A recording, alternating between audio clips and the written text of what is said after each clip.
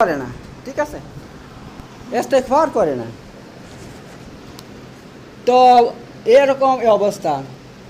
তো এভাবে যদি মানুষ ইস্তেগফার না করে, সে দুনিয়াতে যতই ভালো কাজ করুক, আল্লাহ কিয়ামতের দিন তার নেক কাজের প্রতিদান তাকে দিবেন না, নেক কাজের প্রতিদান তাকে দিবেন না।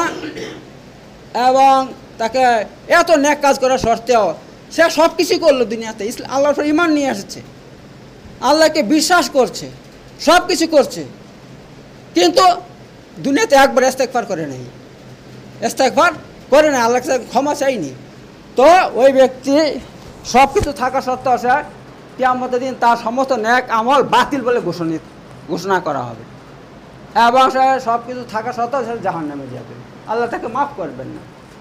তো এই ব্যাপার, তো এখান থেকে বুঝে নিন আপনারা যে ইস্তেগফারের গুরুত্ব কত বেশি, ইস্তেগফার এত বেশি গুরুত্ব। হ্যাঁ, যে আপনি যদি সারা জীবন যতই নেক কাজ করেন, জীবনে একবার ইস্তেগফার না করেন, তাহলে আল্লাহ আপনাকে ক্ষমা করবেন না, কখনো ক্ষমা করবেন না। তো এ হইল এই ব্যাপার। তো আল্লাহ তাআলা কোরআনের মধ্যে বলছেন, দেখেন কোরআনের মধ্যে আল্লাহ তাআলা বলে দিয়েছেন, কি বলছেন? সূরা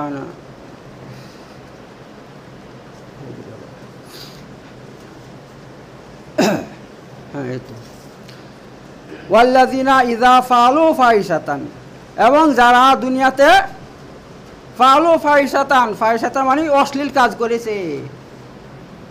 অশ্লীল কাজ বলতে ধরে নেন নারী ঘটিত কাজ, ব্যভিচার, প্রেম, ভালোবাসা, অবৈধ ভালোবাসা, এই সেই যা তো কিছু আছে, ওই ধরনের কাজকে বলা হয় ফাহিশাতান, ঠিক আছে? এই ধরনের কাজ করেছে। আও জালামু আনফুসাহুম, অথবা নিজের উপরে জুলুম করছে, কিসের মাধ্যমে? অন্য পাপ করি, অন্য যে কোনো পাপ করেছে, এভাবে নিজের উপর জুলুম করছে। দেখুন, পাপ হয়েছে, পাপ করা একটা বিশাল অপরাধ। পাপ করলে কি হয়? নিজের উপরে জুলুম করা হয়, ঠিক আছে? কারণ পাপ করলে আপনি পাপ চাই ছোটো করেন চাই বড় করেন, পাপ করলে আপনার উপরে বাস শাস্তি অজীব হয়ে যাবে যতক্ষণ তওবা না করবেন। পাপ করলেই শাস্তি আপনার মানে বলে না যে আপনার তেলোয়ার গর্দানের উপর লটকে আছে, যে কোনো সময় পড়ে যাবে। তো পাপ করছেন, তো সেটা পাপটা ঝুলে আছে, আপনার আমল নামাতে ফেরেশতারা লিখে দিয়েছে, সেটা কখনো ডিলিট হবে না, মুছবে না, ঠিক আছে? তো আপনি যে পাপ করছেন, যার জন্য আপনি কী করছেন? আপনি নিজের উপরে জুলুম অত্যাচার করছেন, কারণ এই পাপের কারণে আপনার উপরে শাস্তি হবে। এইবার আল্লাহ কি বসে দেখেন, আল্লাহ কি বসে দেখেন। আচ্ছা, 1 নম্বর কি তারা এমন অশ্লীল কাজ করেছে অথবা নিজের উপর জুলুম অত্যাচার করছে, তারপর কি করলো? যাকারুল্লাহ, আল্লাহকে স্মরণ করছে যে আমি যে পাপগুলো করলাম, এটা তো এমন নয় যে পাপ আল্লাহ দেখে না, আল্লাহ দেখেছে, আল্লাহ তাআলা দেখেছে পাপগুলো। এত আমার কি হবে? আমার কিন্তু উপায় নাই, আল্লাহ যদি মাফ না করে আমার মানে ধ্বংস অবধারিত। ফাস্তাগফিরু লিযুনুবিহিম, অথবা সে কি করলো? তার গুনার জন্য আল্লাহর নিকট ক্ষমা চাইলো বা ইস্তেগফার করলো। কেন? ওমা ইয়াগফিরু যুনুব ইল্লাল্লাহ, আর সে জানে যে এক আল্লাহ ছাড়া আর কেউ গুনাহ মাফ করে না, ঠিক আছে? এই কথাটা তো সমস্ত মানুষ জানে দুনিয়াতে, যে এক আল্লাহ ব্যতীত কেউ গুনাহ মাফ করতে পারবে না, গুনাহ মাফ করার কারো অধিকার নাই, কারো হাতে নাই, কারো ক্ষমতা নাই, ঠিক আছে? একমাত্র গুনাহ মাফ করতে পারবে আল্লাহ তাআলা, তাছাড়া কারো ক্ষমতা নেই গুনাহ মাফ করে দিবে। এত সে এই মনে করে কি করলো? আল্লাহর কাছে ক্ষমা চাইলো, আল্লাহর কাছে ইস্তেগফার করলো, আর কি করলো? ওয়ালাম ইসরু আলা মা ফাআলু ওয়া হুম ইয়ালামুন, এবং সে জেনে শুনে যা কিছু করলো একটা সে গোপন রাখে নাই, বুঝতে পারছেন? সে জেনে শুনে যত রকমের পাপ করেছে এই পর্যন্ত, ছোট হোক বড় হোক, দিনে করেছে রাতে করেছে, যে কোনো সময় পাপ করেছে, এবং সমস্ত পাপগুলো সে কি করে নাই? গোপন রাখে নাই, সব আল্লাহর সামনে প্রকাশ করে দিয়েছে এবং স্বীকার করে নিয়েছে, হে আল্লাহ তাআলা, আমি এই পাপগুলো করেছি, আল্লাহ এত আমাকে ক্ষমা করে দাও, আল্লাহ আমাকে ক্ষমা করে দাও। আল্লাহর কাছে সিলিন্ডার হয়েছে, আল্লাহর কাছে নিজের পাপকে স্বীকার করেছে। তাহলে এটা কত বড় উপকার করলো সে নিজের, দেখেন আল্লাহ কি বলছেন তার জন্য, কি বলছেন? উলাইকা জাযাউহুম মাগফিরা মির রাব্বিহিম, এই সমস্ত ব্যক্তিদের প্রতিদান হচ্ছে, বদলা হচ্ছে ক্ষমা, মির রাব্বিহিম, তাদের প্রতিপালকের পক্ষ থেকে। ওয়া জান্নাতুন, এবং তাদের প্রতিদান হচ্ছে জান্নাত, তাজরি মিন তাহতিল আনহার, যেই জান্নাতের নিচে নদী প্রবাহিত থাকবে। আর সেই জান্নাতে কতদিন থাকবে? আল্লাহ বলছেন খালিদিনা ফিহা, চিরদিন চিরদিন সে জান্নাতে থাকবে, কোনোদিন তার মৃত্যু আসবে না। ও নিম্মা আজরুল আমিলিন, এত যারা ভালো কাজ করে তাতে পুরস্কার কতই না ভালো, আল্লাহ বলছেন। ঠিক আছে, তো এখান থেকে কী বুঝতে পারলেন? মানুষ যতই পাপ করুক, সে যতই পাপ করুক, হ্যাঁ, কিন্তু আল্লাহর কাছে ক্ষমা চাইলে আল্লাহ তাকে ক্ষমা করে দেবে। আরেকটা কথা বলি, এমন কিছু পাপ আছে ভাই, এমন কিছু পাপ আছে, আপনি কিয়ামত পর্যন্ত যদি আল্লাহর কাছে ক্ষমা চান, কিয়ামত পর্যন্ত আল্লাহ কখনো ক্ষমা করবে না। এটা নিয়ে আরেকটা আমি বক্তৃতা দিব অন্য জমাতে, ওই বিষয় নিয়ে। ঠিক আছে, একদিনে দুইটা হয় না। তো এমন কিছু পাপ আছে, অবশ্যই শিরক যদি করেন আল্লাহ মাফ করে দেবে, যদি কুফর করেন আল্লাহ মাফ করে দেবে। তাহলে বুঝছেন ওইটা কি পাপ, যেই পাপ করলে আপনার কোনোদিন মাফ হবে না, কিয়ামত পর্যন্ত আল্লাহর কাছে ক্ষমা চাইলে আল্লাহ ক্ষমা করবে না। ঠিক আছে, তো এইগুলো নিয়ে আমি বিস্তারিত পরে বলবো, এক এক জমাতে বলবো ইনশাআল্লাহ। তো এই ব্যাপার এত, এখান থেকে বুঝতে পারছেন আপনি পাপ যেই ধরনের করেন, কিন্তু পাপের সম্পর্ক আল্লাহর সঙ্গে থাকতে হবে। আপনি এমন পাপ করেছেন যে পাপের মাধ্যমে আপনি আল্লাহর হক নষ্ট করছেন। হ্যাঁ, প্রেম, অবৈধ প্রেম ভালোবাসা, এই যে আল্লাহ ফাহিশাতান, আল্লাহ বলছে যে সে অশ্লীল কাজ করেছে। অশ্লীল কাজ বলতে এই সমস্ত ধরা হয়েছে, প্রেম ভালোবাসা করা বা জিনা ব্যভিচার করা বা এই ধরনের যে সমস্ত কাজ করেছেন, এই ধরনের কাজ আপনি করে নিয়েছেন। এবার আর কি করছেন? আরও অন্য অন্য ধরনের পাপ আপনি করেছেন। কারোর উপরে জুলুম অত্যাচার করছেন, কাউকে গালি দিয়েছেন, কাউকে মেরেছেন, বা কারো রুজি নষ্ট করেছেন, হ্যাঁ, বা যেরকম পাপ আপনি করেছেন। এত আল্লাহ বলছে তুমি যদি এবার আল্লাহকে ক্ষমা চাও, আর আল্লাহর কাছে একদম নিজের পাপকে প্রকাশ করে দিতে হবে, হে আল্লাহ আমি অমুক অমুক পাপ করেছি, একটাকে আমি গোপন রাখবো না। আল্লাহ আপনিও জানেন, আমিও জানি আমি এই পাপ করেছি, এত আজ আমাকে ক্ষমা করে দেন। এইভাবে যদি আপনি ক্ষমা চান, তো আল্লাহ কি বলছেন? শুধু ক্ষমা করবেন না, আল্লাহ বলছে তোমার জন্য কি মাগফিরাত, অর্থাৎ আল্লাহ বলছে তোমাকে আমি ক্ষমা তো করবই। এক নম্বর পুরস্কার কি? ক্ষমা। একটা কথা মনে রাখবেন, পাপ হয়েছে একটা বিশাল বড় বোঝার মতো, বিশাল বড় বোঝার মতো, সে আপনার ঘাড়ের মধ্যে চেপে আছে, বড় বোঝা। ঠিক আছে, আর পাপ হচ্ছে আপনার ময়লার মতো। যেরকমভাবে একটা কাপড়ের মধ্যে আপনার শরীরের মধ্যে একটা কাপড় আছে, সুন্দর কাপড়, কিন্তু সেই কাপড়টাতে এত ময়লা লেগেছে, এত ময়লা লেগেছে, ময়লাতে সেটা দুর্গন্ধ হয়ে গেছে। ঠিক আছে, ময়লাতে দুর্গন্ধ হয়ে গেছে। আপনার রাস্তাতে গেলে মানুষ দুর্গন্ধ পায়, বলে এই কি লোক কাপড়টা ধুই নাই, কখনো কখনো ধুই নাই। এবার ওই কাপড়ে যদি আপনি আতর লাগান, সেটা কি ঠিক হবে? ঠিক হবে কি বলেন? ঠিক হবে না। প্রথমে কি করতে হবে? ওই কাপড়টাকে ধৌত করতে হবে সার্ফ দিয়ে, কিছু দিয়ে। যখন ধুবেন তখন দেখবেন কাপড়ের ময়লা তো গিয়েছেই, আর ওই কাপড়টা আপনার এত সুন্দর হয়ে যাবে। হ্যাঁ, ওইটা তখন গায়ে দিবেন, তখন সবাই বলবে বাবারে কত সুন্দর কাপড় পরেছে ভাই, এরকম করে মানুষ বলবে। তো ভাই তেমন একই অবস্থা, আমরা যখন পাপ করি না, যখন পাপ করি, পাপ করতে করতে আমাদের অন্তরের মধ্যে কী হয়ে যায়? ময়লা হয়ে যায়। হাদিসের মধ্যে এসেছে, আপনার হাদিসের মধ্যে এসেছে, যখন মানুষ একটা পাপ করে তখন তার অন্তরের মধ্যে একটা কী হয়? দাগ পড়ে যায়, দাগ পড়ে যায়, এবং দাগটা বাড়তে থাকে, বাড়তে থাকে, বাড়তে থাকে। যদি মানুষ তওবা করে নেয়, তখন সে দাগটা অন্তর থেকে মুছে যায়। ঠিক আছে, তো এই ব্যাপার, যেরকমভাবে কাপড়ে ময়লা লাগলে তা ধুইলে পরিষ্কার হয়ে যায়, তেমনই অন্তরে ময়লা লাগলে কী করতে হবে? আপনাকে তওবা করলে সেই ময়লা, আপনার পাপের ময়লা, সেগুলো ধুয়ে পরিষ্কার হয়ে যায়, অন্তরটা পরিষ্কার হয়ে যায়।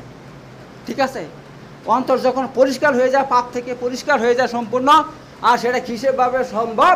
একমাত্র ইস্তেগফার ছাড়া আপনার কোনোদিনও আপনার পাপ মাফ হবে না।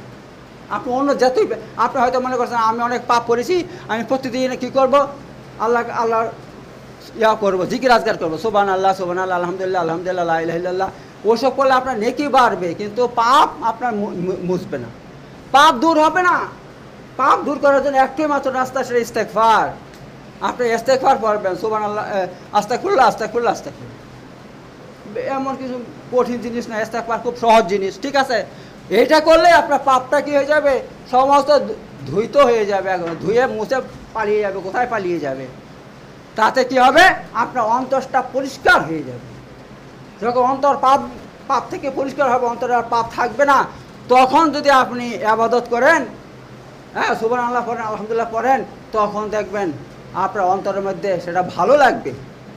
আপনি যত বেশি বেশি পড়বেন, ততই আপনার মনের মধ্যে শান্তি আসবে, শান্তি আসবে, আর আপনার ভালো লাগবে। সেটা পড়লে মনে হবে আল্লাহর তরফ থেকে একটা শান্তি আসছে, ঠিক আছে? এই ব্যাপার।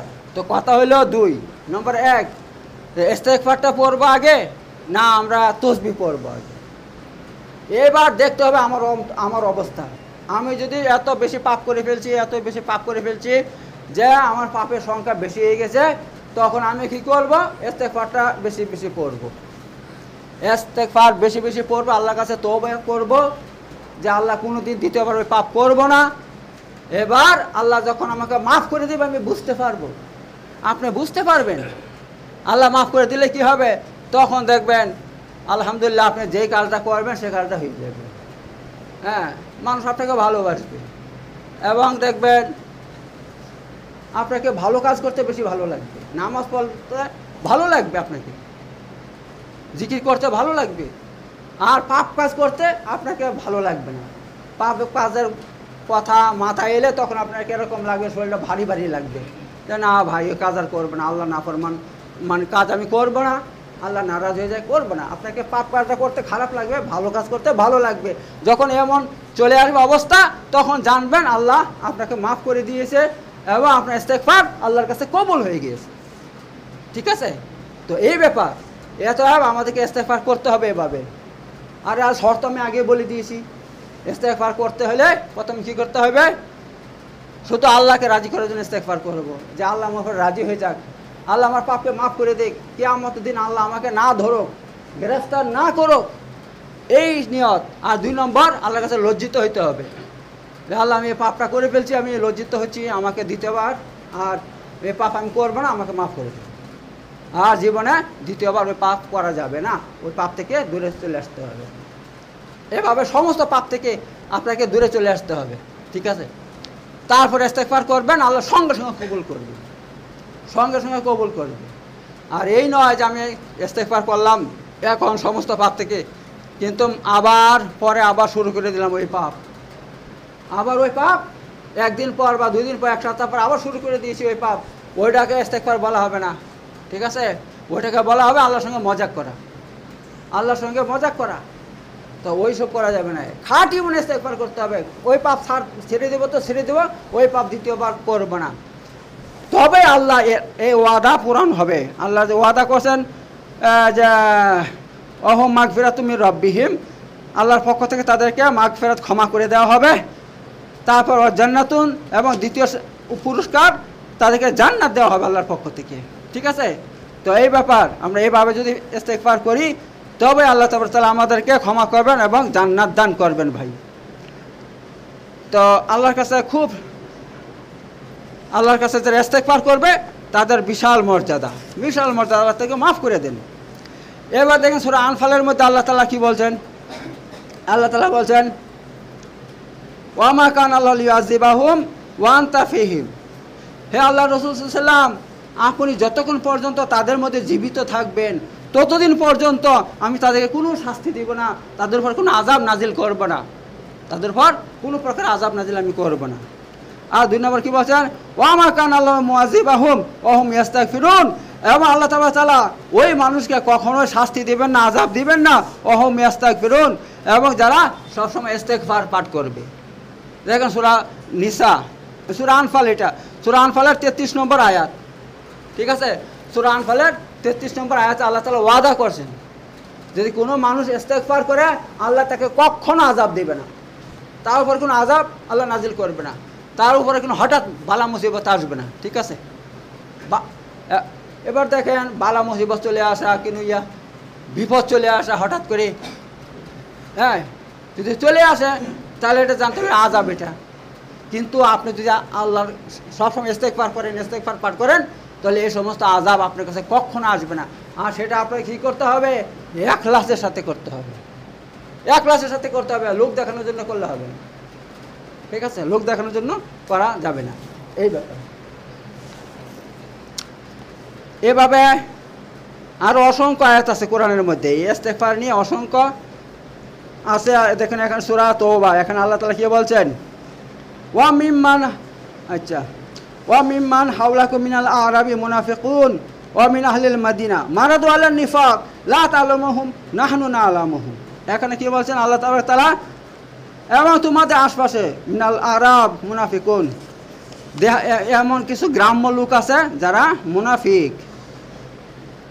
এই কথাটা আল্লাহ তাআলা মুসলমানদেরকে বলছেন, মদিনার মুসলমানদেরকে বলছেন এবং রাসূলুল্লাহ সাল্লাল্লাহু আলাইহি ওয়াসাল্লামকে লক্ষ্য করে বলছেন, হে মদিনাবাসী মুসলমানেরা, তোমরা জেনে রেখো তোমাদের আশেপাশে কিছু লোক আছে, দেহাতি লোক, গ্রাম্য লোক, যারা কি, যারা মুনাফিক, মারাদু আলান নিফাক, যারা মুনাফিকের উপর একদম জমে বসে আছে।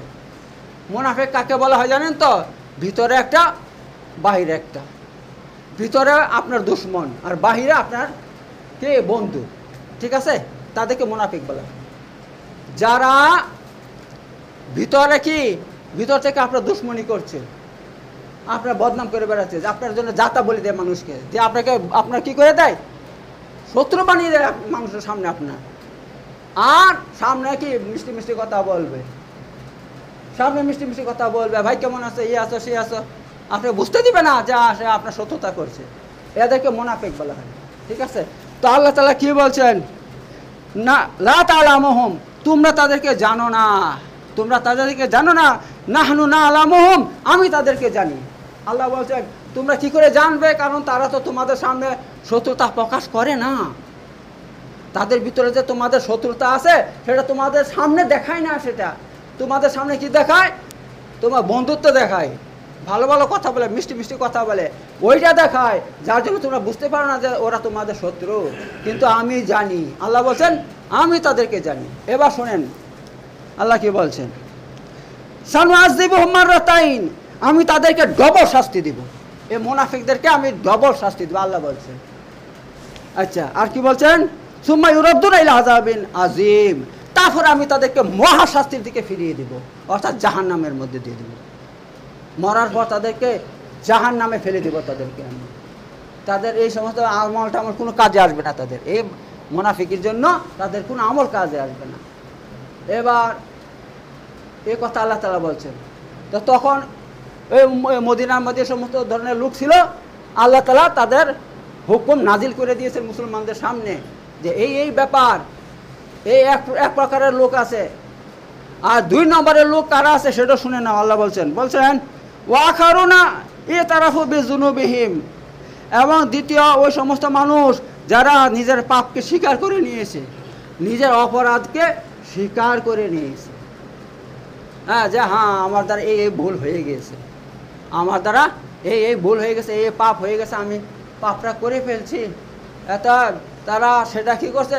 স্বীকার করছে, আল্লাহর কাছে ক্ষমা চাচ্ছে, মানুষের কাছে ক্ষমা চাচ্ছে, হ্যাঁ ভাই আমি এই ভুলটা আমার দ্বারা হয়ে গেছে, আমাকে মাফ করে দাও, আর দ্বিতীয়বার আমি সে পাপটা আমি করবো না। এবার এই ধরনের মানুষের মধ্যে আবার দুই রকমের আমল আছে। আল্লাহ বলছেন কি বলছেন দেখেন, আল্লাহ বলছেন খালাতু আমালান সলিহান, তারা মিলিয়ে ফেলছে তাদের নেক আমলকে, ও আখারা সাইয়ান, এবং তাদের পাপকে। অর্থাৎ এই সমস্ত মানুষরা কিন্তু যারা পাপ স্বীকার করে নিয়েছে তারা কখনো পাপও করতো, কখনো ভালো কাজও করত। কিন্তু তাদের একটা ভালো গুণ কি ছিল? যে তারা তাদের পাপকে স্বীকার করেছে আল্লাহর সামনে, হে আল্লাহ আমাকে মাফ করে দাও, আমি এই পাপ করে ফেলছি, আমাকে মাফ করে দাও, আল্লাহ তাআলা বলছেন। এই জন্য আল্লাহ কি বলছেন?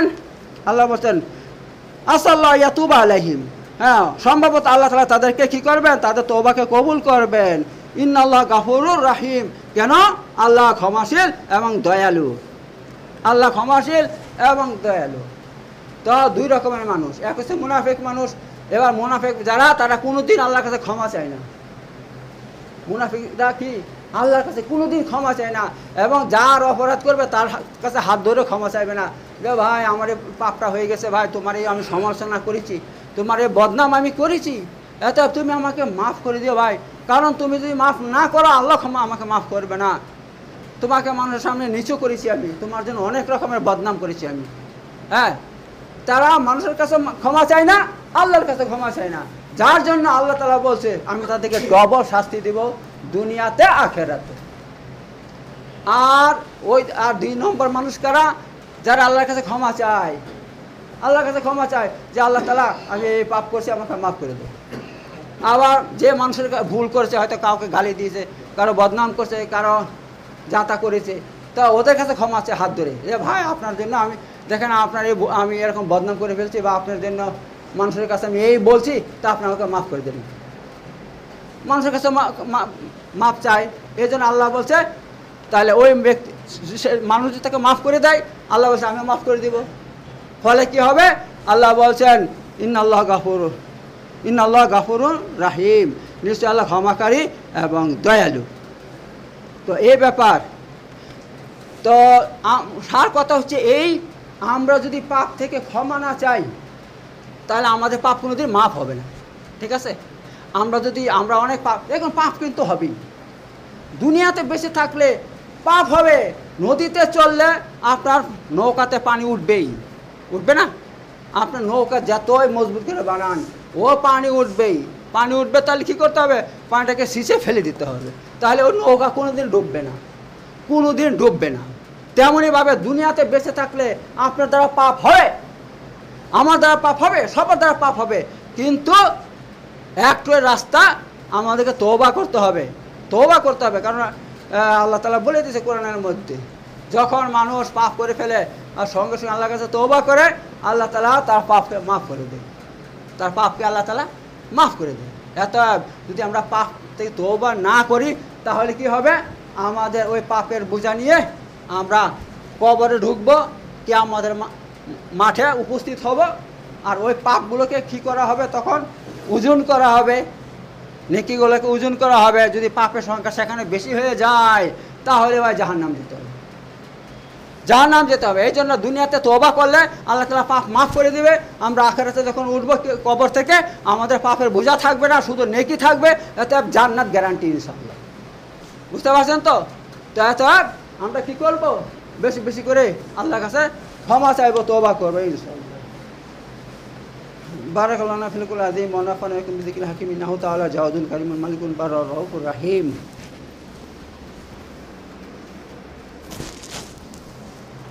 وآخر دعوانا الحمد لله رب العالمين. إن الله يأمر بالعدل والإحسان وإيتاء ذي القربى وينهى عن الفحشاء والمنكر والبغي يعظكم لعلكم تذكرون وذكر العظيم يذكركم واشكروا على نعمه وذكر أكبر والله يعلم ما تصنعون صدق الله العلي العظيم.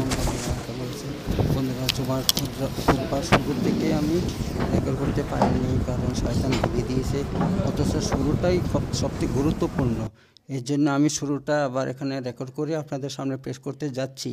ঠিক আছে, তো শুরুতে বলা হয়েছে যদি কোনো মানুষ জীবনে অনেক নেকি করেছে কিন্তু একবারও তওবা করেনি, আল্লাহর সামনে একবার তওবা করেনি, ইস্তেগফার পড়েনি, তাহলে কি আমাদের তার কি মাফ হবে? আল্লাহ তার সঙ্গে কী ব্যবহার করবে? এই নিয়ে একটা হাদিস আছে, আপনার মুসলিম শরীফের হাদিস 721 কি 22 নম্বর হাদিস। সেখানে বলা হয়েছে যে মা আয়েশা বলছেন, হে আল্লাহ রাসূল সাল্লাল্লাহু আলাইহি ওয়াসাল্লাম, সে আবু দুজানা বা ইবনে দুজানা, সে এতই ভালো মানুষ, ইসলামের যুগের আগে থেকেই সে খুব দান খয়রাত করতো, গরিব মিসকিনদেরকে খাবার খাওয়াতো এবং আত্মীয়তার সম্পর্ক রক্ষা করতো, যেটা ইসলামের মধ্যে সবচেয়ে বড় নেকির কাজ। ঠিক আছে, তো এমন সে কাজ করেছে, সারা জীবন করেছে, এখন তো সে নাই, সে মরে গিয়েছে, তো এখন কি আল্লাহ তার সঙ্গে কি ব্যবহার করছে? তো রাসূলুল্লাহ সাল্লাল্লাহু আলাইহি ওয়াসাল্লাম বলছে লা ইয়ানফাউ, অর্থাৎ তার এই নেক কাজ কোনো কাজে লাগেনি, তার কোনো উপকারে আসে নাই। কিসের জন্য? এই জন্য সে জীবনে একবারও সে তওবা ইস্তেগফার করেনি, আল্লাহর কাছে ক্ষমা চায়নি, যার জন্য তার জীবনের সমস্ত নেক আমল সব ব্যর্থ হয়েছে, বাতিল হয়ে গিয়েছে। তো এই ব্যাপার।